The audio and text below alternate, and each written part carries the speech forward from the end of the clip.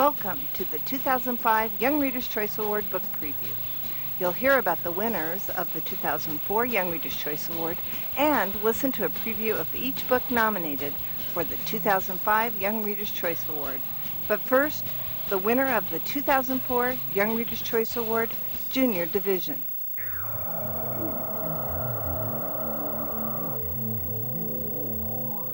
Kids in the Northwest may have had to sleep with the lights on after reading Skeleton Man by Joseph Bruchac. After Molly's parents vanished, she began to have dreams about the Skeleton Man, a character in a spooky old Mohawk tale told by her father. This scary and exciting story hit a nerve with the Junior Division readers, and they selected it as their favorite. Native American author Joseph Bruchac loves to write poetry and tell stories. He based the 2004 Young Reader's Choice Award Junior Division winner on an Abenaki tale, and he wrote a winner when he wrote Skeleton Man. Did you know the Young Reader's Choice Award is the oldest Children's Choice Award in the United States? It's the only regional award chosen by children of two countries. Each year, students in grades 4th through 8th in Alaska, British Columbia, and Alberta, Washington, Oregon, Idaho, and Montana read and vote for their favorite book. Kids like you will decide which book will win in 2005. The Junior Division is for 4th through 6th graders with 8 nominated titles, and the Middle Division for 7th through 9th graders also with 8 titles.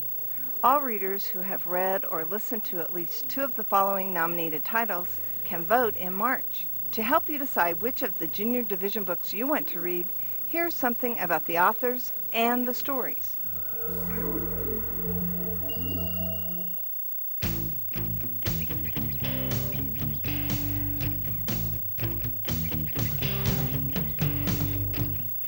Our first book is called The Runt by Marion Dane Bauer. Bauer's books have frequently been Young Reader's Choice nominees. She lives in Minnesota, which provides the forest setting for her book, The Runt. 4 normal-sized pups are born to a wolf pack, and then comes one last, very small pup, and for him there is no name but Runt. Learning the ways of the wild is very hard for Runt. He makes mistakes and tries hard to please his father. Runt may be the smallest, but he may also have the biggest heart.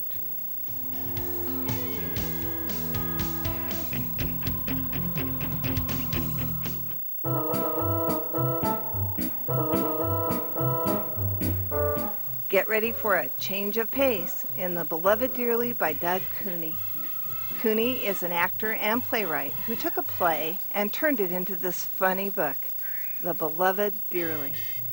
12-year-old Ernie is always looking for a way to make money, and when he discovers he can make money on funerals for pets, it seems the sky is the limit.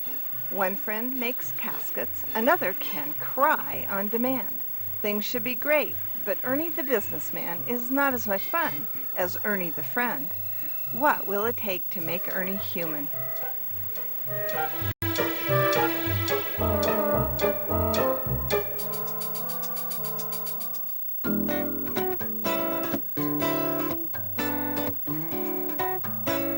Do you have secrets? Or even a secret life? Owen Skye does in Alan Cummins' The Secret Life of Owen Skye. Alan Cummins was born in Ottawa and has lived across Canada and in China and Indonesia. I wonder if he experienced the same adventures as Owen Skye. The Secret Life of Owen Skye. Living in a small village with his parents, 2 brothers, and their weird Uncle Lorne seems ordinary enough, but somehow all kinds of things keep happening to Owen. Losing glasses in the river, skinny dipping, mysterious rashes, girls, and even aliens. It seems there's no end to the secrets or the adventures.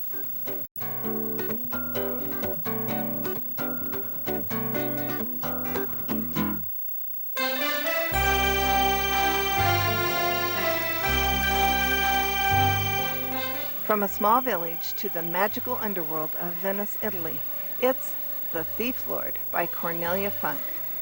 A popular children's fantasy author in Germany, Cornelia Funke has written over 40 books for young readers. The Thief Lord. Orphans 12-year-old Prosper and 5-year-old Beau ran away when their aunt decided she wanted to adopt Beau, but not his brother. Refusing to split up, they escaped to Venice, a city their mother had always loved. Right away, they join other runaways who hole up in an abandoned movie theater and worship the elusive thief lord, a young boy named Scipio, who steals jewels from the rich to buy warm clothes for his friends. Will these orphans make it on their own?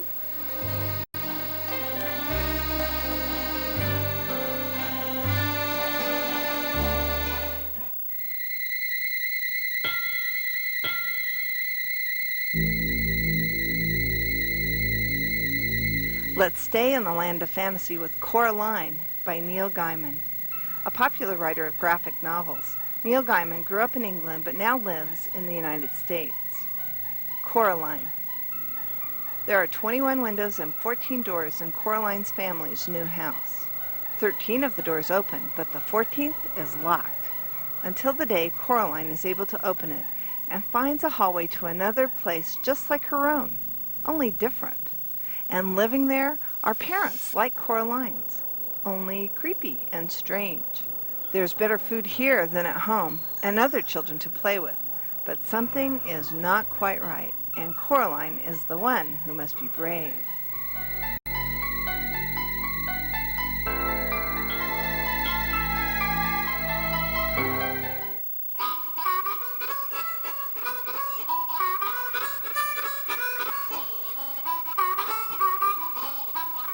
From scary to screwy, you'll laugh out loud at Carl Hiaasen's award-winning novel, Hoot.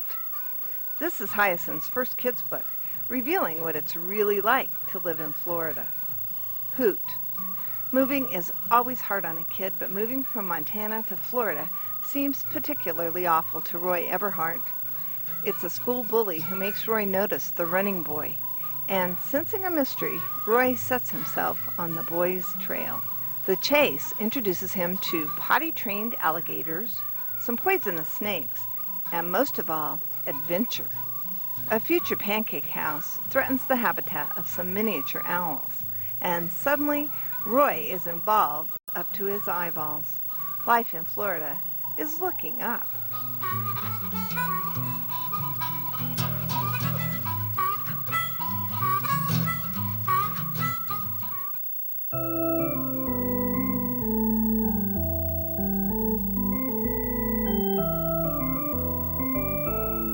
British author Hilary Mackay grew up the eldest of 4 girls. That must be why she writes so well about families, as she does in Safie's Angel.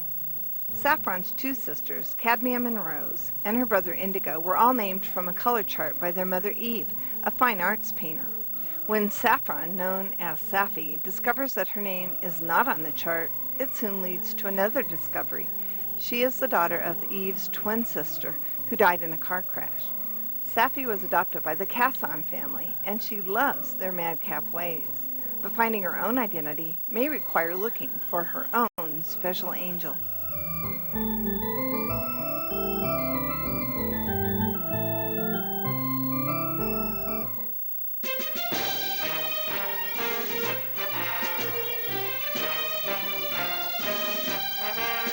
Popular Canadian author Eric Walters began connecting kids and books when he was an elementary school teacher.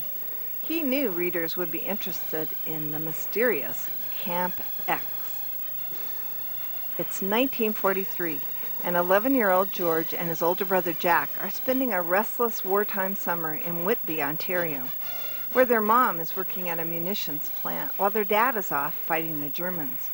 One afternoon, the boys stumble across Canada's top-secret spy camp, and so begins a thrilling and terrifying adventure. In the most exciting summer of their lives, George and Jack find themselves enlisted in the fight against the Axis.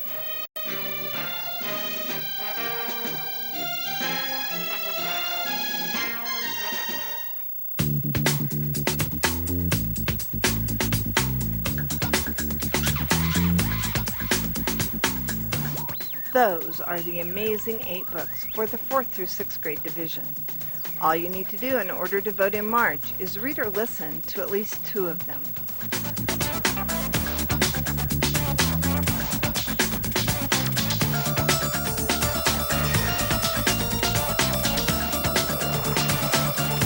Let's move along to the next 8 books for the middle division, 7th through 9th graders. The winner in this division for 2004 is Artemis Fowl by Owen Colfer, who is an elementary school teacher in Ireland where he lives with his wife and son. Colfer's fantasies about the incredible Artemis Fowl are intriguing to many readers. This first book of the series introduces the young mastermind. Artemis Fowl is a millionaire, a genius, and a criminal whiz kid, and he's only 12 years old.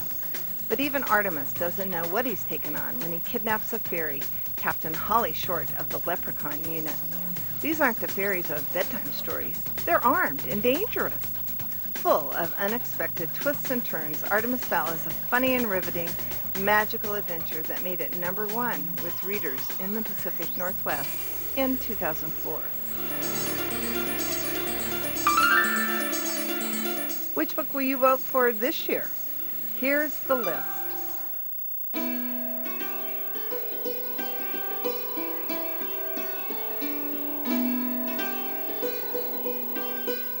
First up is Crispin, The Cross of Lead by Avi, who likes to tell a good and suspenseful story that makes you want to race to the end. That's exactly what happens when you read Avi's 50th book, Crispin, The Cross of Lead. Travel to the Middle Ages with Crispin, who runs away from the manor after he is falsely accused of murder. Orphaned after his mother's death, Crispin doesn't even know his true name, and his only possession is the lead cross. A gentle traveler named Bear becomes Crispin's new master and teacher, and it is through Bear that Crispin discovers the truth about himself.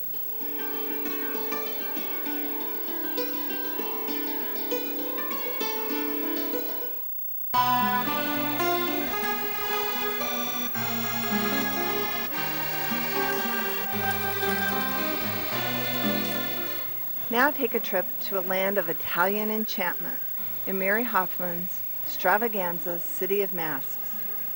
English author Mary Hoffman wanted to be a mechanic as a child, but fortunately for readers, she's written over 80 books, including Stravaganza City of Masks. Stricken with brain cancer, teenager Lucian is weakened by the treatment, but when he holds a beautiful Italian diary, Lucian is swept away to an enchanting 16th century Venice-like city called Bellezza, where he is healthy and happy.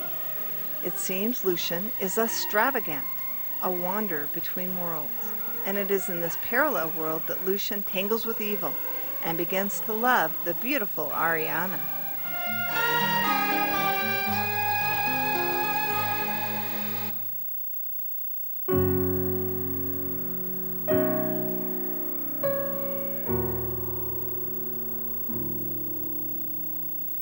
Canadian author Linda Holman has been writing since she was in grade 5.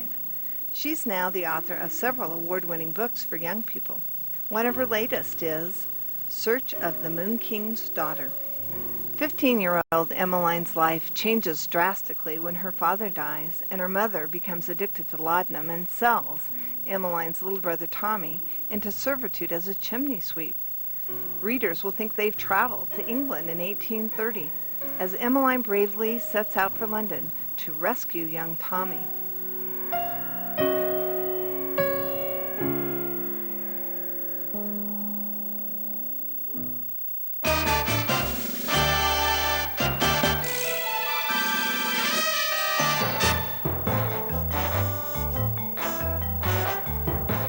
For a definite change of pace, meet Son of the Mob by Gordon Korman. Korman believes in the power of a good laugh and thinks all the world's problems could be solved with a sense of humor. Born in Montreal, Korman grew up in Toronto and wrote his first book while he was in grade 7. Son of the Mob. Vince Luca knows that his father is a mobster, but Vince tries to be just like any other high school guy. He can't help it that the phone line at his house is bugged by the FBI, or that his father gave him a stolen car as a gift. Vince is determined not to be involved in the family business, and life gets even more complicated when he falls for Kendra and discovers her father is the FBI agent investigating his dad. Life just isn't easy when you're the son of the mob.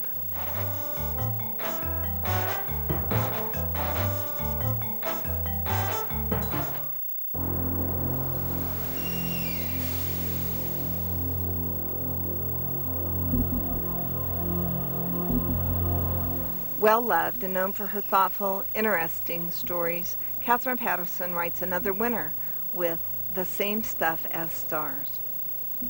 Angel Moran needs help. Her daddy is in jail, and her mother has abandoned Angel and her little brother. Even though Angel is not quite 12 years old, she takes care of 7-year-old Bernie and tries to figure out how to survive. The only bright spot in Angel's existence is the Starman, a mysterious stranger who appears on clear nights and teaches her all about the stars and planets and constellations. He tells her, "We're made out of the same stuff as the stars."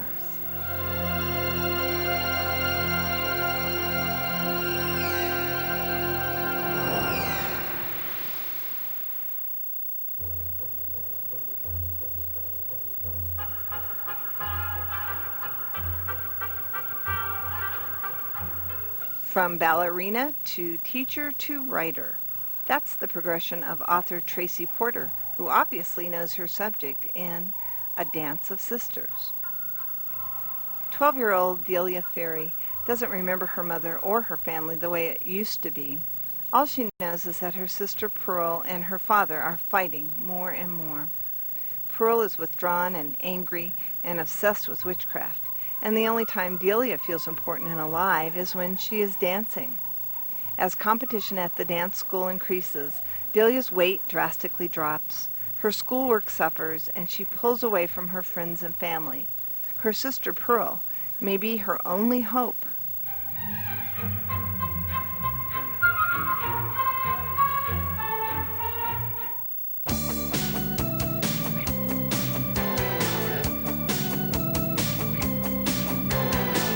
From serious to hilarious, you won't want to miss Surviving the Applewhites by Stephanie S. Tolan. Surviving in a family of artists is the real thing for Tolan, whose own son and husband are involved in theater. Surviving the Applewhites. Jake Semple is a juvenile delinquent. He's been kicked out of several schools, and now there's only one place left that will take him, a homeschool run by the Screwball Applewhites, the most outrageous, forgetful, chaotic, quarrelsome family ever. Each Applewhite is an artist, through and through, except Edie, the smart, scruffy girl who longs for order and can't stand Jake. But life may take a turn when Edie and Jake are paired in the family's first experiment in cooperative education.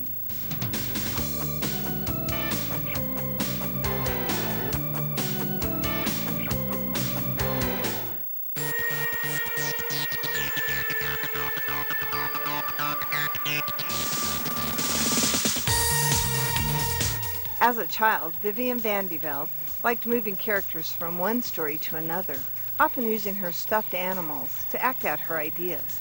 Maybe that's how she thought of the idea for Heir Apparent. On her 14th birthday, Janine receives a gift certificate to a virtual reality arcade, and she's off to play the virtual reality game, Heir Apparent.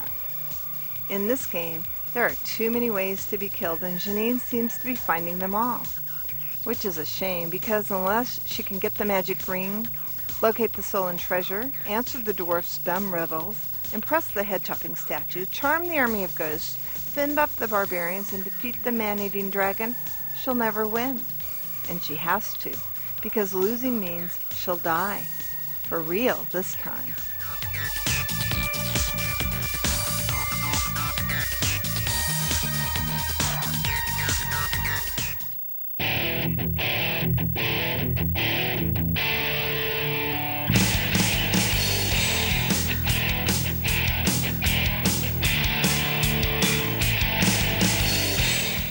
There you have it, the 8 nominated books for the 7th through 9th grade division of the Young Reader's Choice Award.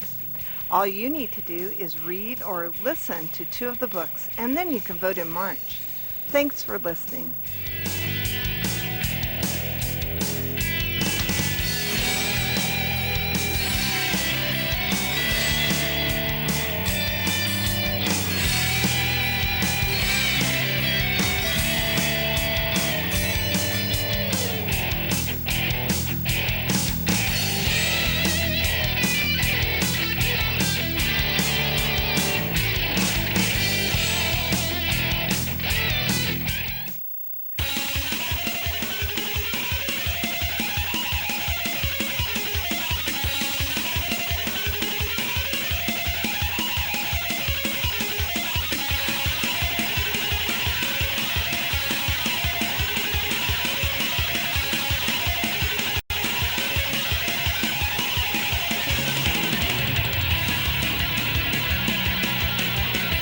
Here are 5 new titles for 10th through 12th graders. Learn too about the winner of the 2004 Senior Division Young Reader's Choice Award. All this and more on the 2005 Young Reader's Choice Award Book Preview.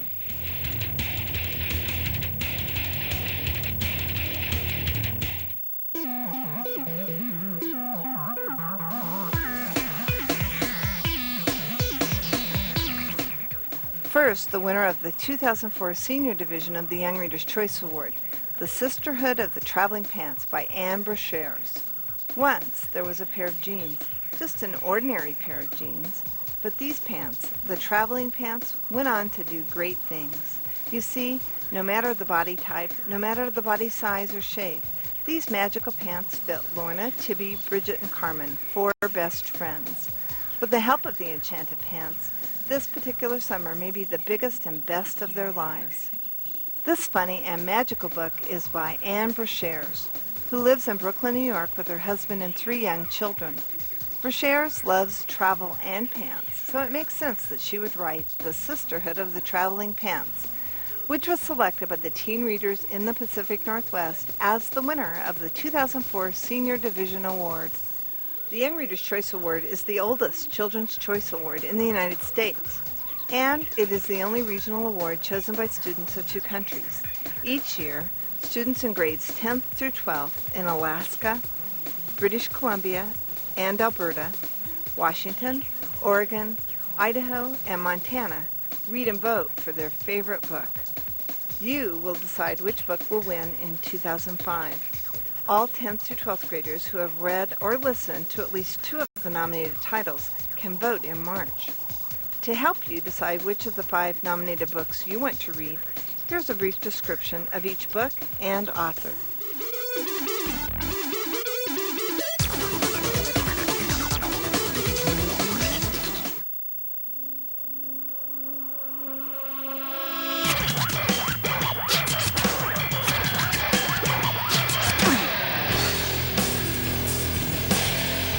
The first book on the list is Catalyst by Laurie Halse Anderson, who loves librarians, words, and books, and knows a lot about the world of teenagers. Catalyst. Kate Malone is 18, a straight-A science and math student, long-distance runner, and daughter to a minister. While Kate is anxiously awaiting her acceptance letter from MIT, her neighbor's house burns down, and the chaotic neighbors move in with the Malones. Kate's life is less and less under control, and then something happens that truly blows it all apart.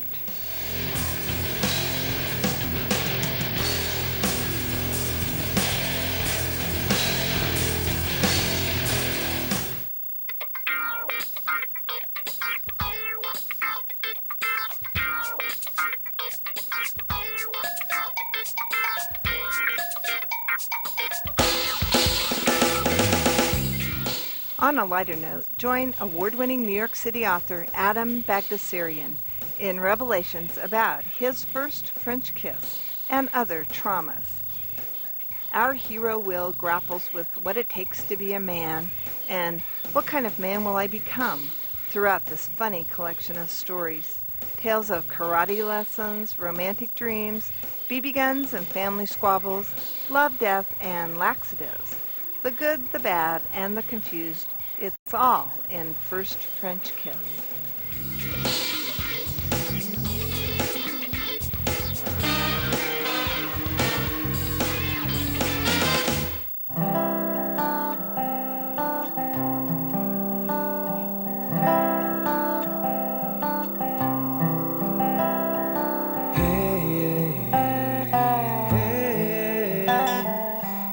Talk about confused.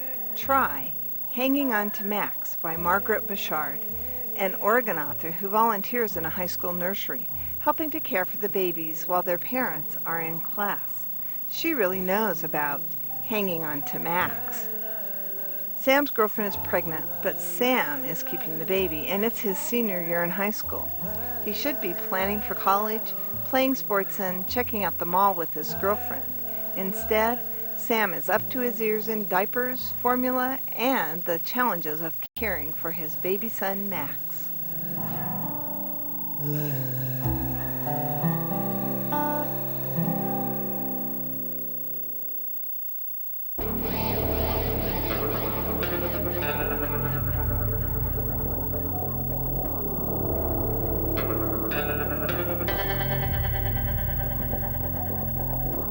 California author Nancy Farmer grew up on the Arizona-Mexico border, so she intimately knows the landscape of the futuristic House of the Scorpion. Mateo Alecran was not born. He was harvested.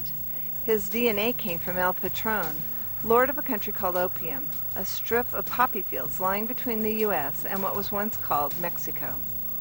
Matt is a clone and a boy, but most consider him a monster. Except for El Patron, who loves Matt as he loves himself, because Matt is himself.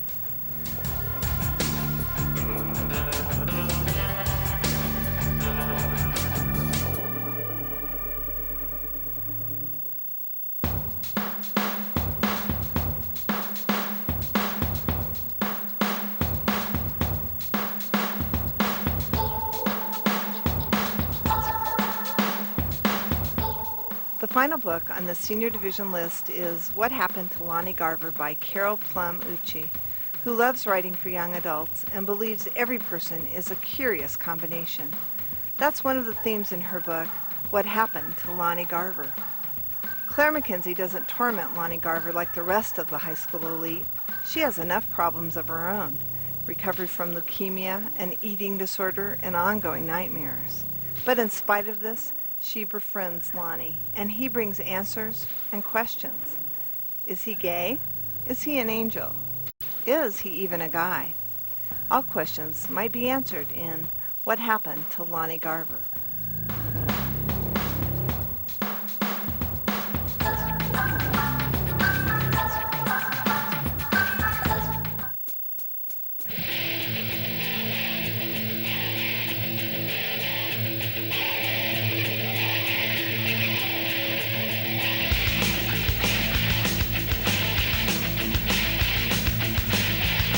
Well, those are the 5 nominated titles for the Young Reader's Choice Award Senior Division. All you need to do is read 2 of the books, and you can vote for your favorite in March. Thanks for listening.